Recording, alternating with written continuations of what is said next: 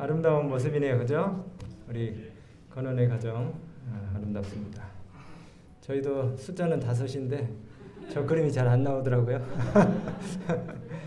네, 진짜 가족들이 이렇게 안식일날 한 마음으로 찬양하는 모습 보면은 참 우리 하나님께서 주신 이 날이 축복의 날이다 느낄 수 있습니다.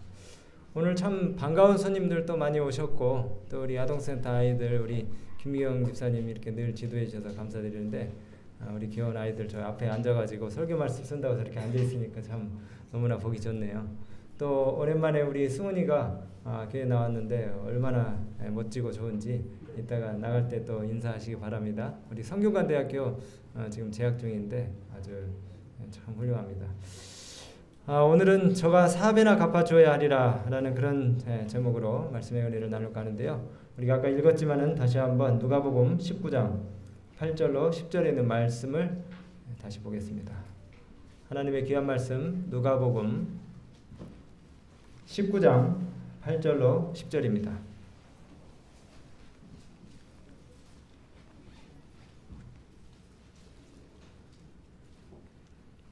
삭개오가 서서 주께 여짜오되 주여 보시옵소서 내 소유의 절반을 가난한 자들에게 주겠사오며 만일 네 것을 토색한 일이 있으면 몇 배요? 4배나 갚겠나이다.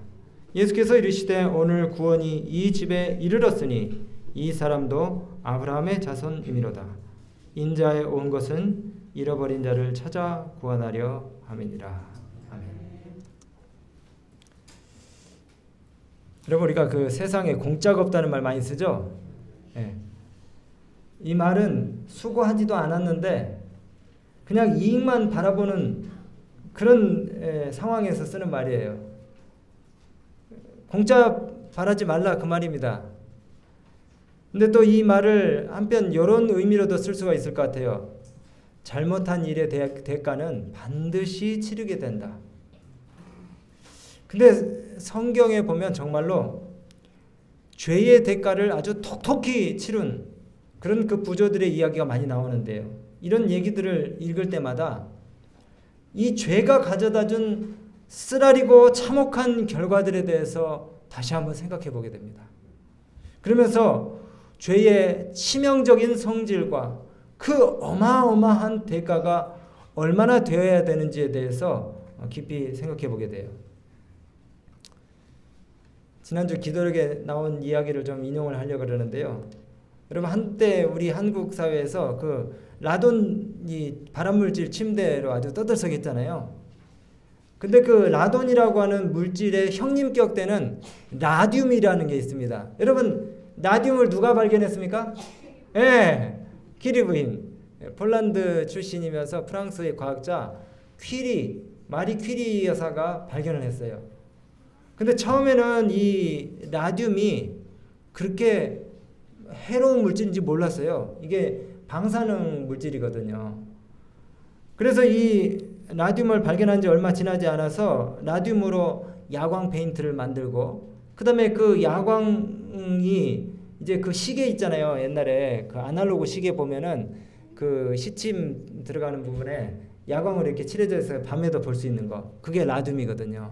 그래서 고용주들이 시계 다이얼급에다가 페인트를 칠해가지고 이제 야광 시계를 만들면 돈을 많이 버니까 젊은 여성과 소녀들한테 그 일들을 시켰어요. 그래서 라듐을 그냥 무분별하게 막 사용하도록 그렇게 했는데 나중에는 생산성을 더 높이고 작업을 완벽하게 하기 위해서 이 라듐을 갖다가 혀 끝으로 이 붓 끝을 혀로 이렇게 묻혀가지고 침을 묻혀가지고 이 야광을 칠하도록 그렇게 했는데 처음에는 이런 그 세밀한 작업을 하기 위해서 그 위험한 라듐을 그렇게 막 함부로 막 취급을 한 것이 유해하지 않다고 생각을 했기 때문에 그런 위험한 작업을 막 했는데 작업장에서 일하던 그 여자들이 이제 어떤 때는 보면은 어두컴컴한 그 작업장에 라듐 분진으로 인해서 몸에 이렇게 라듐이 묻으면은 캄캄할 때 형광물질이니까 막 색깔이 나오니까 서로 깔깔대고 장난치면서 이 라듐을 아주 우습게 그렇게 생각하면서 취급을 했어요. 장난치듯이. 근데 시간이 지나면서 이 라듐이라고 하는 물질이 엄청 위험한 물질이라는 사실이 발견이 됐습니다. 왜냐하면 질병들이 막 나타나기 시작했어요. 그 시계 공장에서 일하던 젊은 여성들이 종양입니다. 육종이에요. 지금 이게 수염이 아니고 저 여성의 이 턱 밑에 자라난 종양입니다. 종양. 라듐을 취급했던 이 여성들에게 심각한 치명적인 병들이 생겨나게 되고, 이제 이 방사선을 방출하는 이 물질이 인체에 매우 위험하다는 그런 사실이 알려지게 된 것입니다. 여러분, 죄의 속성도 똑같습니다. 아이스크림처럼 달콤하고 친근해요. 라듐을 취급하던 이 소녀들이 아까도 말씀드린 것처럼 어둠 속에서 몸에 묻은 그 형광 물질들, 분진들을 보면서 신기해하며 깔깔깔깔 웃으면서 장난을 쳤겠죠. 그러나 저 같은 육종을 만들어내는 무서운 발암 물질이라는 사실을 뒤늦게 알게 된 것입니다. 왜? 결과가 빨리 나타나지 않았기 때문에 사람들이 쉽게 생각한 거예요.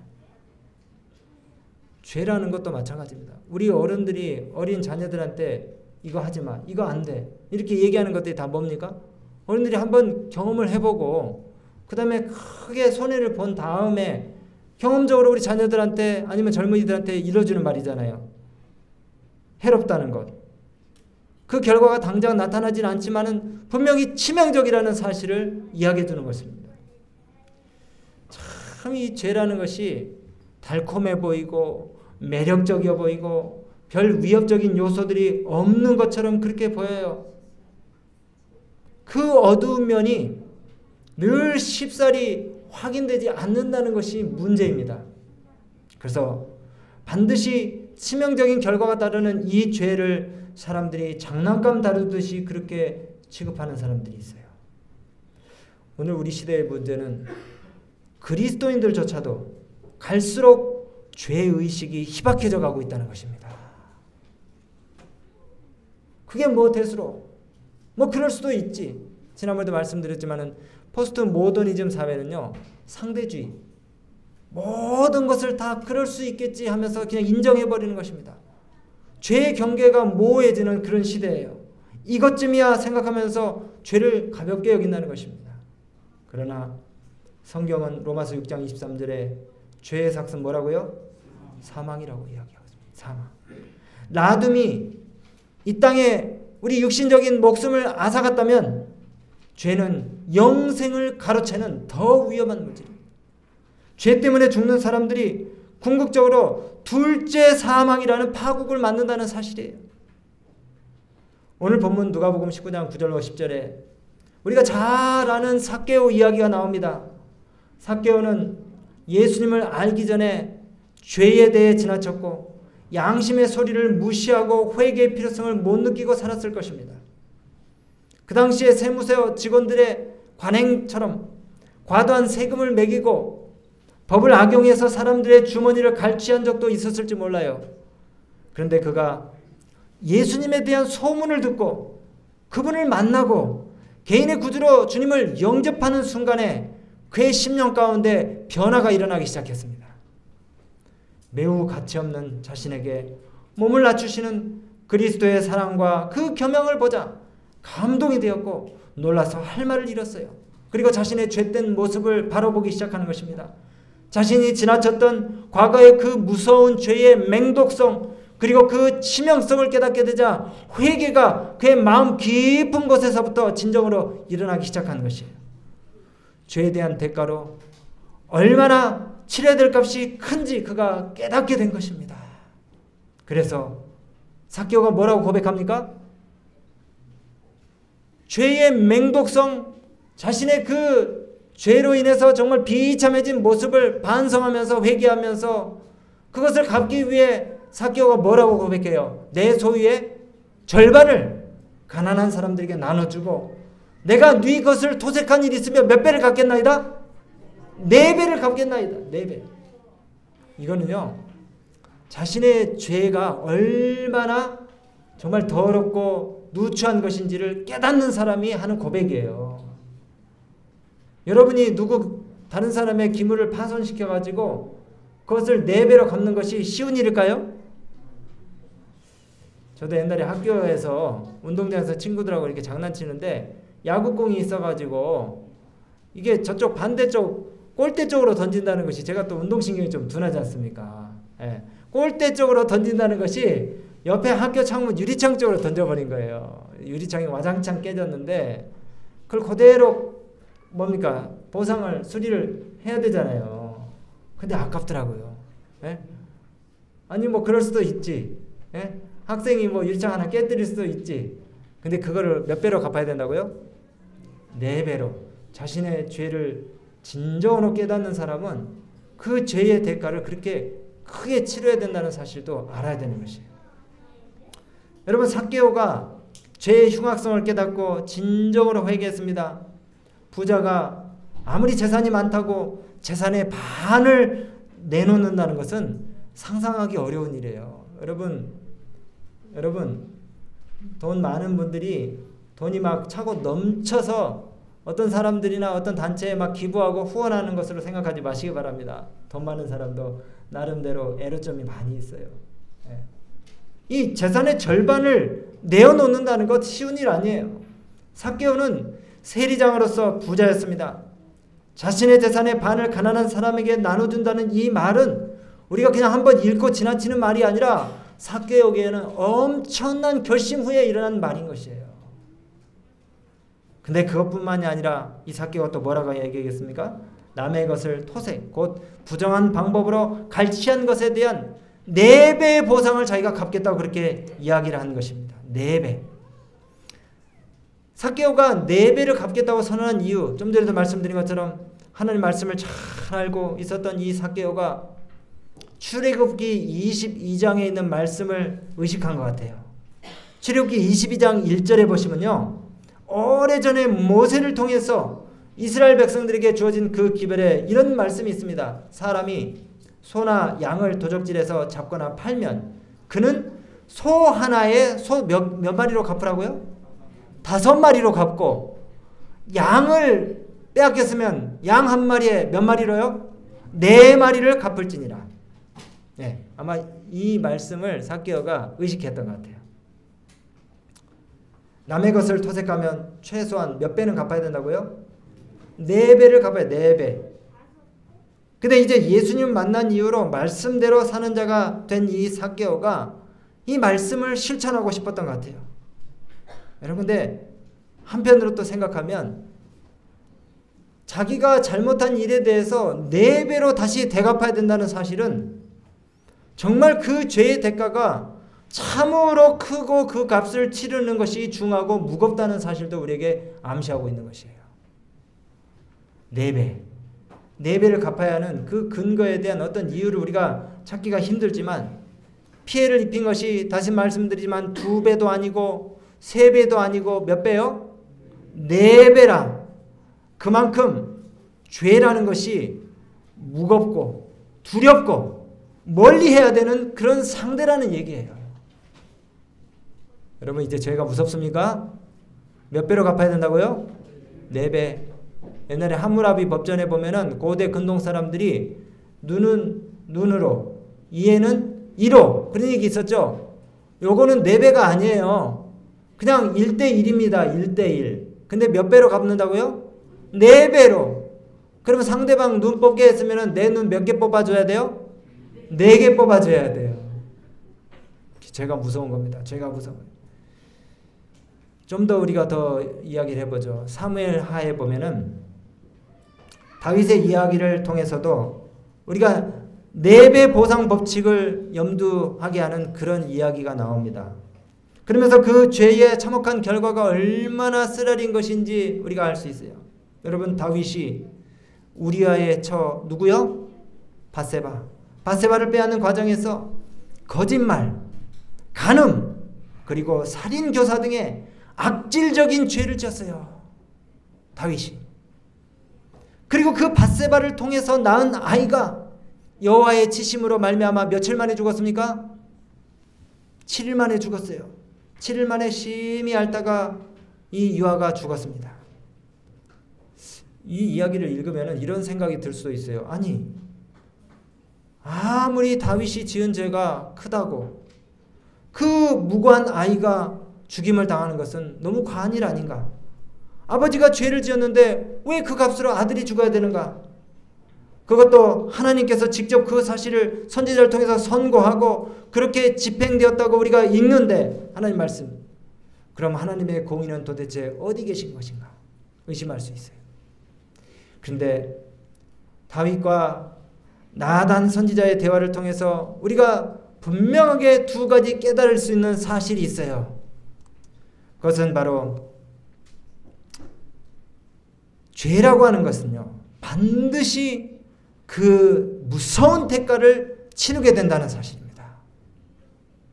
다윗이 남의 아내 밧세바와 범죄한 후에 얼마 지나지 않아서 하나님의 선지자 나단이 찾아왔어요. 그리고 다윗의 흉악한 그 범죄를 일깨우는 한 비유를 말합니다. 가난한 한 여인이 금지 오겹처럼 키우는 새끼 양 한 마리가 있는데 자식같이 기르는데 그 옆집에 수천 마리의 양을 가진 부자가 자기 집에 찾아온 손님을 대접하기 위해서 수천 마리 중에 한 마리가 아닌 그 옆집에 자식처럼 생각하고 키우는 그 전 재산으로 소중하게 다루는 그 이웃의 양을 갖다가 뺏어가 가지고 이웃을 대접한 것이에요. 나단 선지자가 이 이야기를 다윗 왕 앞에서 하니까 다윗 왕이 상식이 있는 사람이잖아요. 화가 났어요. 선지자 이야기를 듣고 있던 이 다윗이 무심코 그 괘씸한 이웃이 가난한 여인을 갈취한 대가로 4배를 갚아줘야 된다, 그렇게 얘기했습니다. 저가 4배나 갚아줘야 하리라, 그렇게 무심코 얘기를 했는데, 그만 다윗이 선언한 그 선언이 자기 죄에 대한 심판의 선고였다는 사실을 몰랐던 거예요. 자기가 한 일은 다 까먹고 나단 선지자가 한 이야기를 통해서 자기가 한 일에 대한 심판을 갖다가 내려버린 것이에요. 재 묻은 겨가 뭐 묻은 겨에 나무는다고요? 똥 묻은 겨에 나무는다. 자기 자신을 보지 못한 거예요. 이 이야기를 통해서 나단이 다윗에게 주고자 했던 분명한 메시지 그리고 교훈은 두 가지입니다. 아까도 말씀드린 것처럼 첫째는 죄는 반드시 그 무서운 대가를 치르게 된다는 사실이에요. 사실 이 나단이 다윗에게 들려준 가난한 여인의 양을 빼앗아간 그 부자 이야기는 다윗의 범한 죄를 일깨우는 이야기였습니다. 자기는 왕으로서 그 수많은 재물과 소유 그리고 심지어 처첩을 둘 수 있지만 자기 밑에 충성스러운 부하 우리아는 왕의 밑에서 선량하게 자기 주인을 섬기는 신하였어요. 그런데 다윗이 하나밖에 없는 그 신하의 아내를 빼앗아가지고 거짓말과 술수로 그리고 그 신하까지 죽게 하면서 남의 아내를 갖다가 취했어요. 우리가 계속해서 이 사건 이후에 다윗의 이야기를 읽다 보면은 다윗의 가정에 엄청난 비극적인 사건들이 몰려오는 것을 알게 됩니다. 마치 다윗이 무심코 내린 그 나단 선지자의 이야기를 통해서 무심코 내린 선고가 현실이 되어 자기에게 돌아오는 것을 느끼게 됐을 것이에요. 여러분, 다윗의 많은 아들들 중에서 죽은 아들들이 있는데 몇 명인지 아세요? 다윗의 아들들 가운데 죽은 아들이 몇 명인지 아세요? 4명입니다. 저가 4배나 갚아줘야 하리라. 다윗이 남의 아내 밧세바를 취하고 그 흉악한 범죄를 지은 후에 다윗이 잃은 아들은 4명입니다. 아까도 말씀드린 것처럼 난지 7일 만에 밧세바와 간음한 후에 난지 7일 만에 낳은 아들 7일 만에 죽었어요. 갓난아기 예요. 그리고 암논이 죽고 또 누가 죽었습니까? 압살롬이 죽었어요. 그리고 또 아도니아라는 아들이 또 죽었습니다. 4배가 갚아진 거예요. 암논, 압살롬, 아도니아, 이 세 아들들은 자신들이 죽을 죄를 저질렀기 때문에 죽은 것이 당연하지만, 그러나 밧세바를 통해서 잉태한 이 어린 아들, 겨우 1회를 살다간 이 아들은 아버지의 죄로 인해서 죽은 것이에요. 아버지가 받을 벌을 갓 태어난 아들이 집행당한 것입니다. 죄가 이렇게 참혹하고 무서운 것이에요. 그 7살짜리 아들이 죽을 때에 다윗이 어떤 생각을 했을까요? 자신이 곤모술수와 그 계략으로 충성스러운 부하를 갖다가 적진에 몰아넣어가지고 죽게 한 그런 모든 잘못들이 파노라마처럼 그 다윗의 머리 가운데 떠올랐을 것입니다. 그리고 모든 거짓되고 사악한 생각과 죄들이 다 생각났을 것이에요. 얼마나 자신이 지은 죄가 끔찍하고 더러운 것이었는지 다윗이 생각했을 것입니다. 여러분, 죄에 대한 대가를 심각하게 혹독하게 치른다는 사실을 꼭 기억하시게 되기 바랍니다. 둘째는요, 나단과 다윗의 이야기를 통해서 우리가 얻을 수 있는 두 번째 교훈은 대속적인 죽음이 우리를 위해서 마련됐다는 것이에요. 아이가 아버지의 죄 때문에 죽은 것이 우리가 때로 생각하기에 너무하다 싶지만은 나단의 선고를 잘 생각해 보면은 예수님의 대속이 상징하는 바와 같이 아이의 죽음을 통해서 다윗이 당장 죽음을 면했다는 사실을 우리가 알게 됩니다. 성경에 다른 사람의 죄를 대신 받음으로 죄를 지은 사람의 죄가 속량되는 경우들이 흔치 않습니다. 오직 누구의 경우만요? 우리의 죄를 위해서 죽으신 예수님의 경우만 성경에 나타나요. 근데 이 다윗의 사건에서 다윗이 회개했을 때 선지자 나단이 한 말을 우리가 생각해야 합니다. 사무엘하 12장 13, 14절에 다윗이 나단에게 이르되 내가 여호와께 죄를 범하였노라 하매 나단이 다윗에게 대답하되 여호와께서도 당신의 죄를 사하셨나니. 얼마나 은혜스럽습니까? 여호와께서 당신의 죄를 사하셨나니 당신이 이제 지금 당장 죽지는 아니하려니와 이 일로 인하여 여호와의 원수로 크게 회방거리를 얻지 않게 하였으니 당신의 낳은 아이가 정녕 죽으리라. 무슨 말입니까? 당신 죄 때문에 당신이 죽어야 되지만 당신 대신에 누가 죽는다고요? 당신의 낳은 아들이 7일 만에 죽겠다, 그 얘기예요. 이 엄청난 은혜의 이야기입니다. 엄청난 예수님이 우리를 위해서 대신 죽으실 것에 대한 상징과 같은 그런 이야기예요. 죄는 참혹한 결과를 불러오지만 또한 진정으로 회개할 때에 용서받을 수 있다는 사실을 여러분 기억하시게 되길 바랍니다. 우리가 의도적으로 죄를 지어서는 안 되지만 죄를 지은 후에 우리에게 회개할 기회가 있다는 사실에 대해서 감사하시고 우리의 용서를 베푸시는 하나님 앞에 나오시게 되길 간절히 바라요. 죄의 성질은 당장 없어지는 것은 아닙니다. 죄의 대가를 치르기 위해서 우리가 다 죽게 돼요. 죄의 성질은 사망입니다. 사망의 죄가 용서받는 것은 누군가 사망의 죄가 없는 자가 대신 사망의 짐을 지고 죽어야 된다는 이야기예요. 그게 바로 대속이고 속전을 지불하는 ransom, redemption. 반드시 그 대가를 치러야 되는 것이에요. 여러분, 다윗과 밧세바 사이에 낳은 7살 난 그 아이가 죽은 것을 우리가 도덕적 시각으로 바라봐서 이 상벌 개념으로 이걸 이해해서는 안 되고요. 이것은 대속의 복음, 생명의 복음의 시각으로 이해하려고 하는 것이 더 맞다는 것입니다. 다윗이 이 죄를 허물을 범했을 때 하나님은 이것을 사용하셔서 인류에게 사망과 죽음을 불러온 자가 그리고 그 죄가 어떻게 처리 되는지를 우리에게 보여주셨어요. 교훈으로.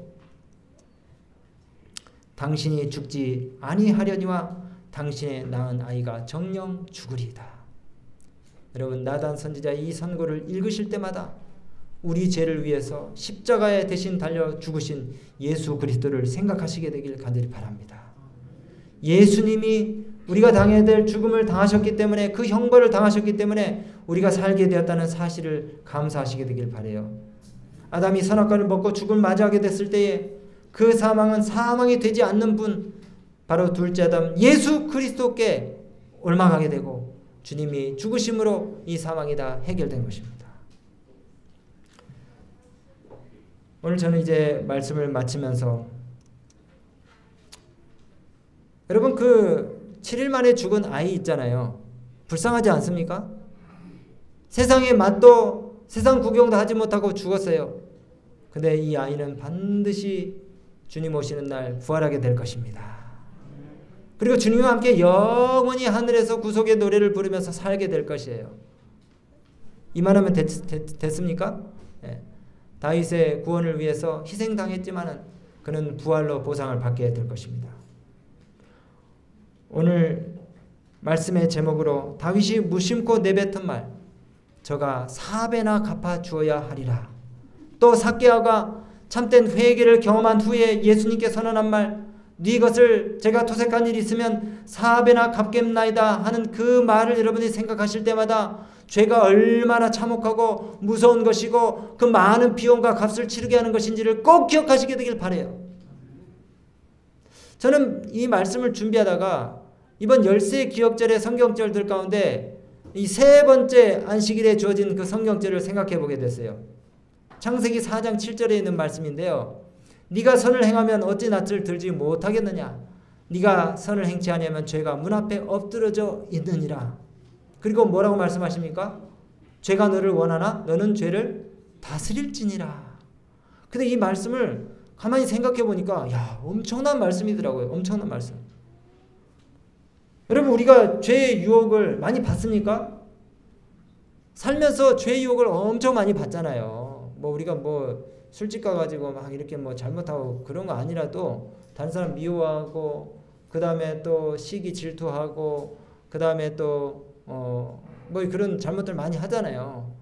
근데 우리가 죄로부터 좀 더 자유로울 수 있는 한 가지 그 비결은요, 적극적으로 착한 일을 하는 겁니다.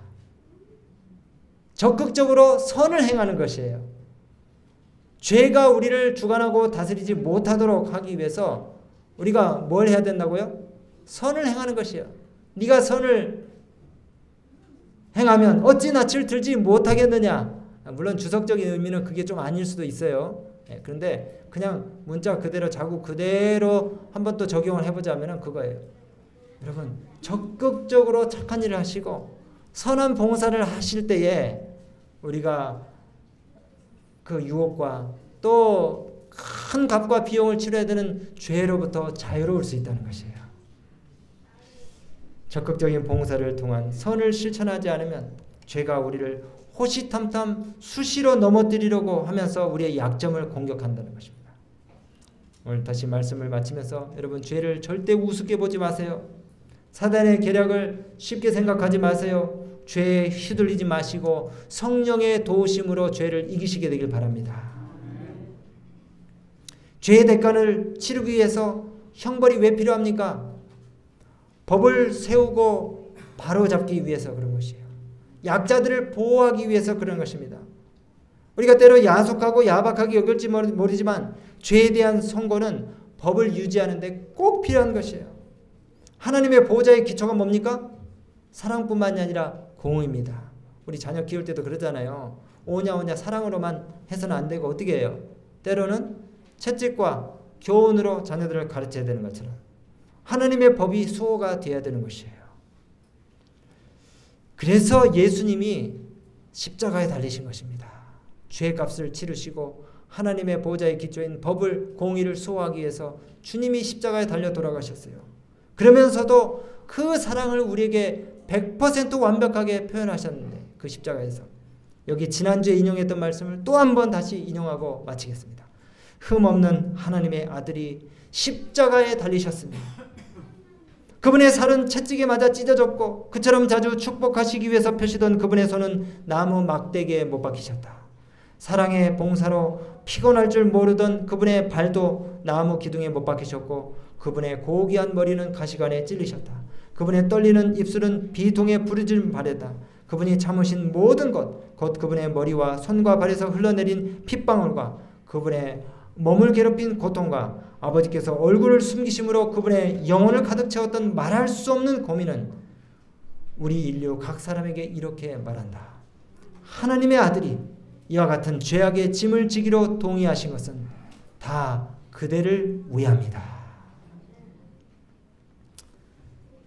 여러분, 형벌은 죄에 대한 경계심을 갖게 합니다. 하나님이 몰인정하시고 무자비하신 분이 아니라 정말 하나님은 사랑의 하나님이시고 그러나 그 형벌의 값을 치르기 위해서 십자가에 달려 돌아가셨다는 이 사실이 우리에게 엄청난 복음인데 억울한 피해자들과 희생자들을 보호하고 막기 위해서 이 법이 필요하기 때문에 주님이 그렇게 십자가에 달려 돌아가신 것이에요. 다시 한번 예수 그리스도가 여러분 마음 가운데 주인이 되시고 죄로부터 방벽이 되셔서 한 주간 동안도 예수님 안에서 승리하시고 죄를 물리치시는 정말 승리자들이 다 되시길 바라면서 말씀 마치겠습니다.